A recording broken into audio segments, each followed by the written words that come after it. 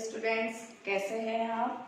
मैं आपकी हिंदी व्याख्याता रेणुबाला चौहान आज एक और नए वीडियो के साथ उत्प्रेक्ष अलंकार के बारे में हम जानकारी लेंगे। उससे पहले अर्थालंकार के उपमा और रूपक अलंकार के बारे में हम पढ़ चुके हैं। आइए अब थोड़ा सा हम उपमेय और उपमान के बारे में थोड़ी सी चर्चा कर लेते हैं। उपमेय और उपमान। उपमेय किसे कहते हैं? जिसकी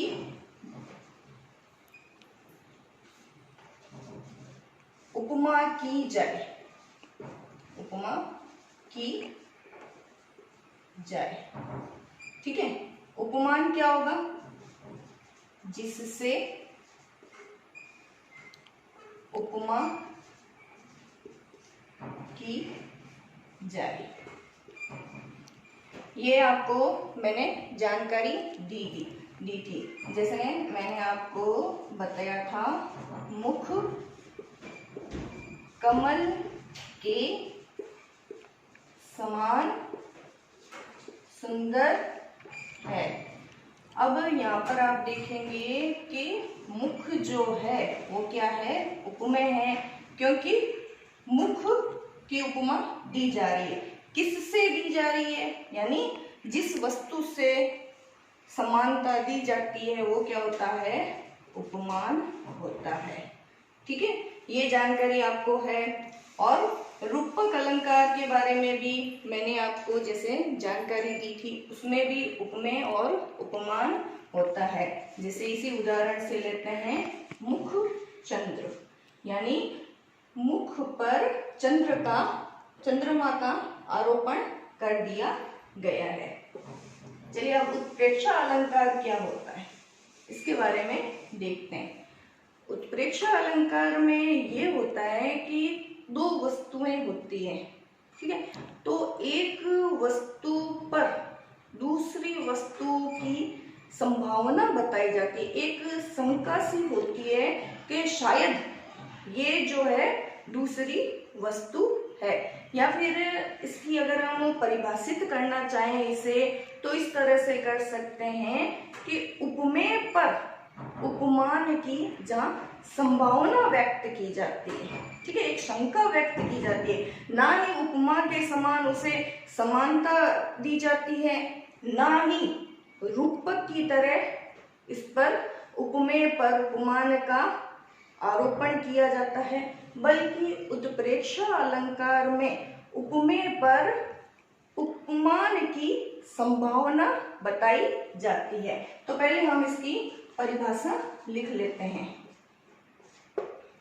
कि जहां उपमेय पर उपमान की संभावना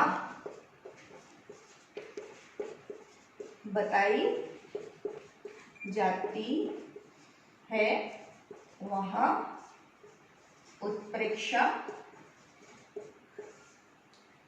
अलंकार होता है। चलिए इसे एक उदाहरण से समझते हैं। एक उदाहरण लिखती हूं। नेत्र मानो कमल है। इस उदाहरण में आप देखेंगे कि जो नेत्र है वो क्या है? उपमेय है। और कमल क्या है? उपमान है। अब नेत्रों को देखकर यहां क्या लग रहा है कि नेत्र ऐसे लग रहे हैं कि मानो कमल हो। तो उत्प्रेक्ष अलंकार है। ठीक है, इसमें क्या है? उपमेय पर उपमान की संभावना बताई जा रही है, कल्पना की जा रही है। और ये जो संभावना जो है किसी वाचक शब्द के द्वारा दिखाई जाती है। इसके वाचक शब्द होते हैं जैसे मनो, मानो, मनहु, जनो, जानो, जनहूं। ठीक है, ये वाचक शब्द होते हैं, इसके द्वारा उत्प्रेक्षा अलंकार की आप पहचान कर सकते हैं। अगर ये वाचक शब्द नहीं भी हो तो भी आप इसका भावार्थ कीजिए। जब भावार्थ करते हैं तो मानो शब्द जो है आ जाता है भावार्थ में, तो वहां पर क्या होगा, उत्प्रेक्षा अलंकार होगा। चलिए एक और उदाहरण से इसे समझते हैं कि अंबर में तारे ऐसे मानो मोती हो नगन, कि अंबर के जो तारे हैं वो ऐसे लग रहे हो मानो कि मोती हो। तो यहाँ पर आप देखिए अंबर के जो तारे हैं वो क्या है, उपमेय है, और उपमान क्या है, मोती। ठीक है, तो उपमेय पर मोती उपमान की क्या है, संभावना बताई जा रही है कि तारे ऐसे लग रहे हैं कि मानो बड़े बड़े मोती हो, और ये किसके द्वारा बताया जा रहा है, मानो वाचक शब्द के द्वारा बताया जा रहा है। तो इस तरह से इन दो उदाहरणों से आपको पता लग गया होगा कि उत्प्रेक्षा अलंकार में उपमेय पर उपमान की क्या है, संभावना बताई जाती है, और इसे मानो, मनहूं, जनो, जानो, जनहूं आदि शब्दों से व्यक्त किया जाता है। आगे हम इसके भेदों के बारे में पढ़ते हैं। चलिए पढ़ते हैं इसके भेदों के बारे में। तो उत्प्रेक्षा अलंकार के 3 भेद हैं, वस्तु उत्प्रेक्षा, हेतु उत्प्रेक्षा और फलो उत्प्रेक्षा।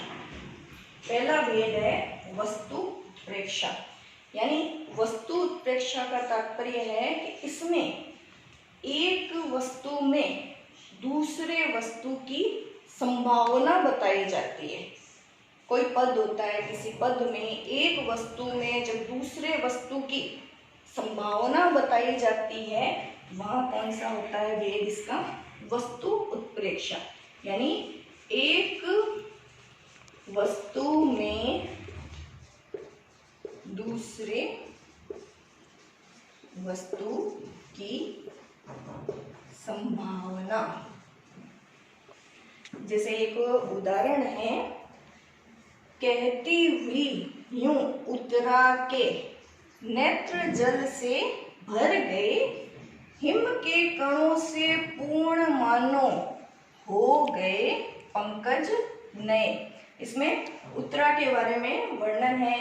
तब आप इसमें देखते हैं कि उपमेय क्या है। उपमेय क्या है, इसमें उत्तरा के अश्रुपूरित जो नेत्र है वो क्या होंगे, इसमें उपमेय होगा। ये क्या होगा, उपमेय होगा। और उपमान क्या होगा, हिम के कणों से पूर्ण। तो ये क्या होगा, उपमान। इसमें कवि कह रहा है कि उत्तरा के जो अश्रुपूरित नेत्र हैं, जो आंखों में जल भर आया है, मानो ऐसा लग रहा है कि हिम के कण यानी कि किसी पंकज, पंकज यानी कमल के ऊपर बर्फ के कण, बर्फ या ओस की जो बूंदे हैं पड़ जाती है, तो जैसे कमल दिखते हैं, मानो वैसे ही उत्तरा के वो अश्रुपूरित नेत्र जो हैं, आंखें हैं, वो दिख रही है। अब इन दोनों के बीच में जो संभावना है किससे व्यक्त की जा रही है, मानो, इस वाचक शब्द से व्यक्त की जा रही है। तो इस उदाहरण में भी आप देखिए कि उपमेय पर उपमान की संभावना बताई जा रही है। एक और उदाहरण देखते हैं हम। एक और उदाहरण देखते हैं कि सोहत ओढ़े पीत पट श्याम सलोने गात मानो नीलमणि सेल पर आतप परियो प्रभात। ये एक उदाहरण है। इस उदाहरण में आप देखेंगे कि उपमेय जो है, यानी इसमें कृष्ण ने पीतांबर पीला वस्त्र धारण कर रखा है, तो पीतांबरधारी जो कृष्ण है वो इसमें क्या होंगे, उपमेय होंगे।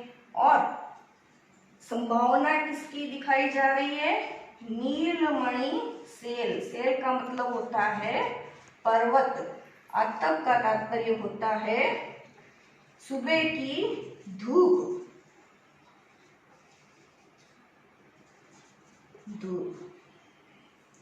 कि जो कृष्ण है वो पीतांबर पहने हुए, जो उनका बदन है वो ऐसा लग रहा है मानो कि नीलमणि पर्वत पर सुबह की जिस तरह से धूप पड़ती है वैसे ही मानो उनका जो बदन है वो पीला वस्त्र पहना हुआ लग रहा है।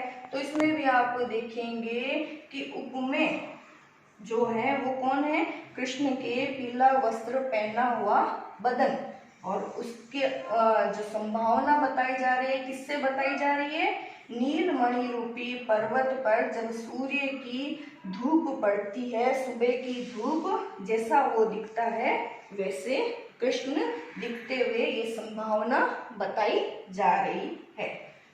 चलिए अगले उदाहरण की तरफ बढ़ते हैं। चलिए इसके दो उदाहरण और देखते हैं। अति कटु वचन कहती कटेई मानो लोन जरे पर देई। तो अब आप इस जो है पद में आप देखेंगे कि जो केकई है, केकई के कठोर वचन, ये क्या है, उपमेय है। और उपमान क्या है, जले पर नमक छिड़कना। कि जो केकई है उसके कठोर वचन ऐसे लगते हैं मानो किसी ने जले हुए पर नमक छिड़क दिया हो। तो इसमें भी आप देखिए उपमेय पर उपमान की संभावना बताई गई है। और कौन से शब्द से बताई गई है, मानो शब्द से। कैसा लग रहा है, मानो कि जले पर नमक छिड़क दिया हो। एक और उदाहरण देखते हैं इसका। जान पड़ते नेत्र देख बड़े बड़े हिरकों में गोल नीलम है जड़े। तो इसमें उपमान क्या है, नायिका के बड़े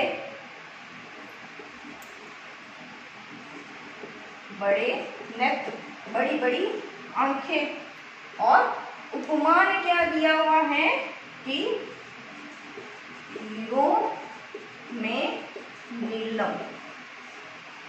अब इसमें आप देखिए कि उपमेय जो नायिका की बड़ी बड़ी आंखें हैं ऐसी लग रही है मानो कि हीरो में, बड़े बड़े हीरो में किसी ने नीलम जड़ दिए हो। इसमें भी देख लीजिए आपके उपमेय में उपमान की संभावना बताई गई है। और कौन से शब्द से, इसमें आप देखिए जान पड़ते, ये जो है ये भी क्या है, वाचक शब्द। तो इस तरह से वस्तु प्रेक्षा के बारे में आपको पता चल गया होगा कि एक वस्तु में दूसरे वस्तु की संभावना बताई जाती है। चलिए इसके आगे भेद,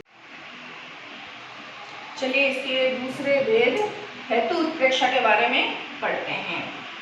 हेतु उत्प्रेक्षा क्या है कि जहाँ अहेतु की हेतु में संभावना की जाती है। तात्पर्य ये है कि वास्तविक कारण नहीं है वो, किंतु फिर भी उसी में कारण ढूंढने का प्रयास किया जाता है या संभावना जताई जाती है, वहां पर क्या होता है, हेतु उत्प्रेक्षा होती है। एक उदाहरण से इसे समझते हैं कि मानो कठिन आंगन चली ताते राते पाए, कि कोई युवती है, उसके जो पैर है, पैर की लालिमा है, उसको देखकर ये बताया जा रहा है कि वो पथरीले आंगन में चली है, उस वजह से उसके जो पैर हैं वो लाल हो गए। किंतु वास्तविक कारण ये नहीं है। वास्तविक कारण क्या है कि प्राकृतिक रूप से उसके जो पैर हैं वो लाल है, किंतु इसमें इस वास्तविक कारण नहीं है ये पैर उसके लाल जो है पथरीली जगह पर चलने से, किंतु फिर भी इसमें क्या है, कारण ढूंढा जा रहा है। ये कहा जा रहा है कि वो पथरीले आंगन में चली है, इसलिए उसके पैर लाल हुए हैं। यानी वास्तविक कारण नहीं है, फिर भी उसी में कारण ढूंढा जा रहा है। और किससे, मानो से। तो यहाँ पर ये क्या होगा, हेतु उत्प्रेक्षा। एक और उदाहरण से इसे समझते हैं कि मुख सम नहीं याते मनो चंद्री छाया छाय, कि इसका तात्पर्य है कि जो चंद्रमा है वो युवती के मुख के समान नहीं है मानो, इसीलिए उस पर कालिमा छा गई है।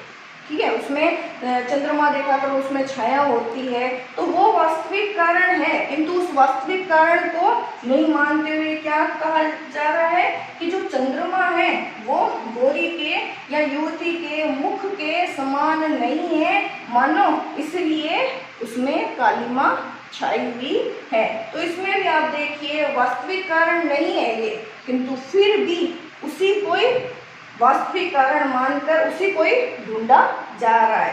तो यहाँ पर क्या होगा, हेतु उत्प्रेक्षा।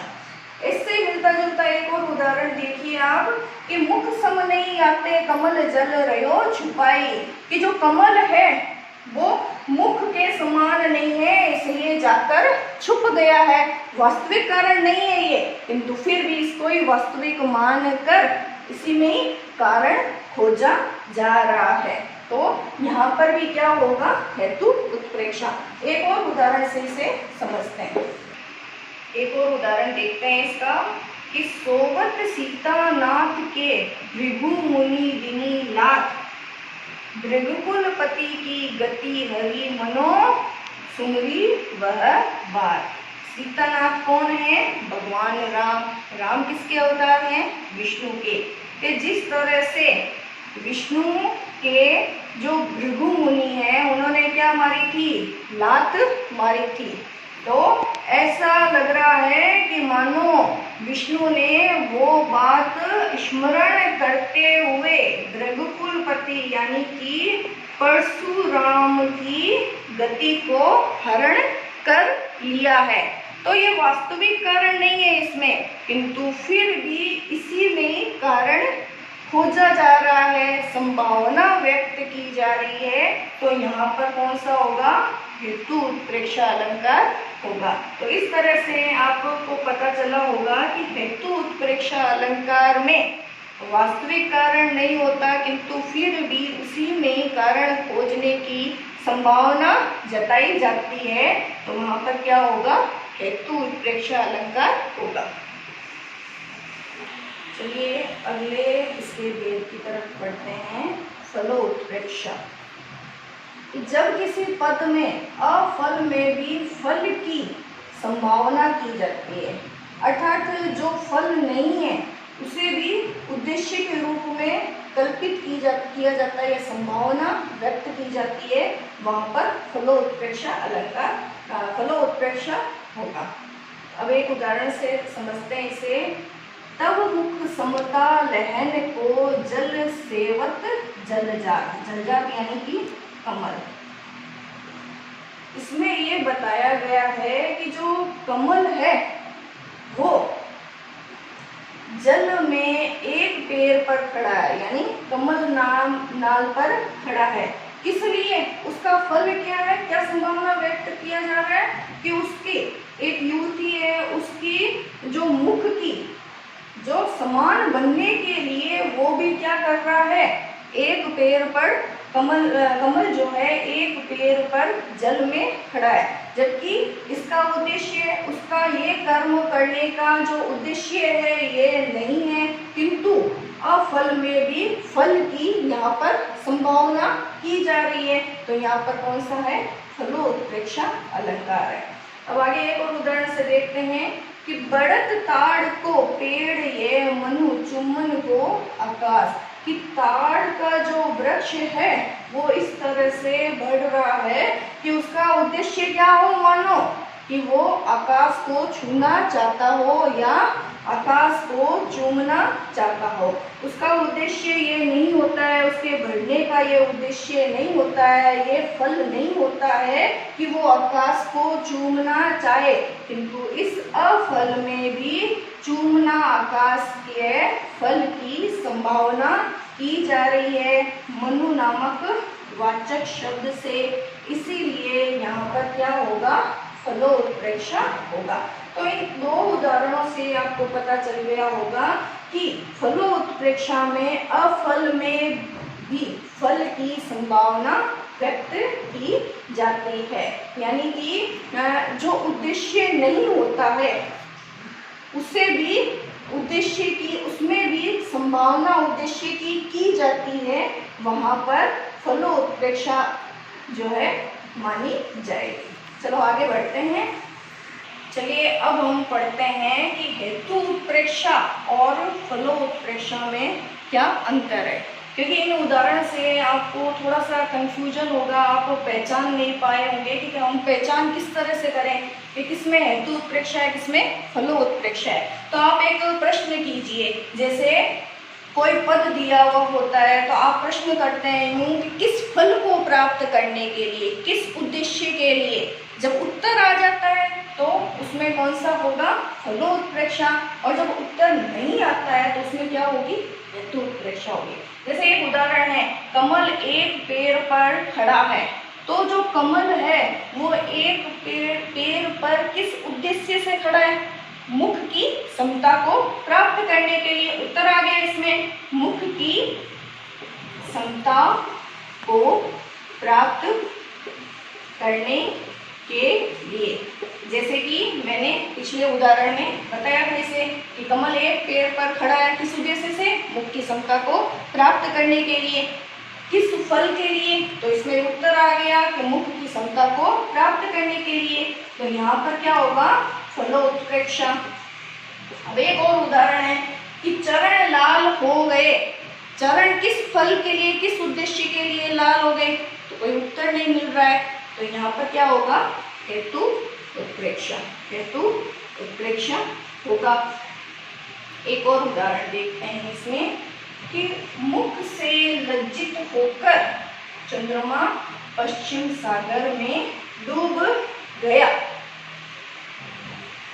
किस फल के लिए चंद्रमा पश्चिम के सागर में डूब गया, कोई उत्तर नहीं आ रहा है, तो यहाँ पर ये क्या होगा, हेतु उत्प्रेक्षा। इसी उदाहरण को देखते हैं, लज्जा छुपाने के लिए चंद्रमा पश्चिम सागर में जा डूबा। तो जो चंद्रमा है वो सागर में जा डूबा, किस उद्देश्य के लिए, लज्जा को छुपाने के लिए। किस फल के लिए, लज्जा को छुपाने के लिए। तो यहाँ पर क्या होगा, फलोत्प्रेक्षा। तो बच्चों, आशा करती हूँ कि आज जो उत्प्रेक्षा अलंकार और उसके जो तीनों भेद हैं और हेतु उत्प्रेक्षा, फलो उत्प्रेक्षा के अंतर के बारे में मैंने आपको जो जानकारी दी वो आपको समझ में आ गई होगी। धन्यवाद।